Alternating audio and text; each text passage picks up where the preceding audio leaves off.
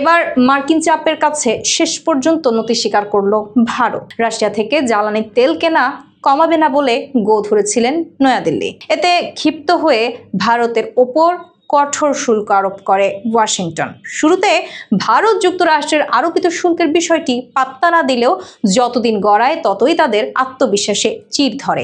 এ অবস্থায় দেশটির বিলিয়নিয়ার মুকেশ আম্বানির মালিকানাধীন ভারতের বৃহত্তম শিল্প গোষ্ঠী রিলায়েন্স ইন্ডাস্ট্রিজ অবশেষে রাশিয়ার অপরিশোধিত জ্বালানি তেল আমদানি বন্ধ করতে নির্দেশ দিয়েছে।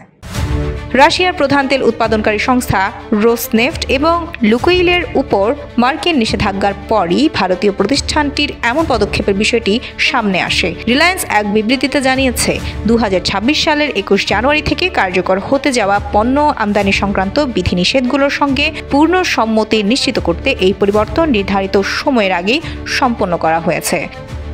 এদিকে ভারতীয় প্রতিষ্ঠানটির এমন পদক্ষেপকে স্বাগত জানিয়েছে হোয়াইট হাউস। 2022 সালে ইউক্রেন যুদ্ধ শুরুর আগে রাশিয়া থেকে ভারতের মোট তেল আমদানি ছিল 2.5%, যা 2024-25 সালে বেড়ে দাঁড়ায় প্রায় 35.8%। ভারতের মোট রুশ তেল আমদানির প্রায় 50% আনে রিলায়েন্স। রুশ তেল ক্রয় নিয়ে ভারত ও যুক্তরাষ্ট্রের মধ্যে সম্পর্কে দীর্ঘদিন ধরেই তিক্ত। ট্রাম্প প্রশাসন গত আগস্টে ভারতের ওপর 50% শুল্ক আরোপ করেন। এই অতিরিক্ত শুল্কের মধ্যে 25% রাশিয়া থেকে তেল ও অস্ত্র কেনার কারণেই, এবং ট্রাম্পের অভিযোগ ছিল এই কেনাকাটা মস্কোকে ইউক্রেন যুদ্ধে অর্থায়ন করছে, যদিও ভারত তখন এই অভিযোগ অস্বীকার করে।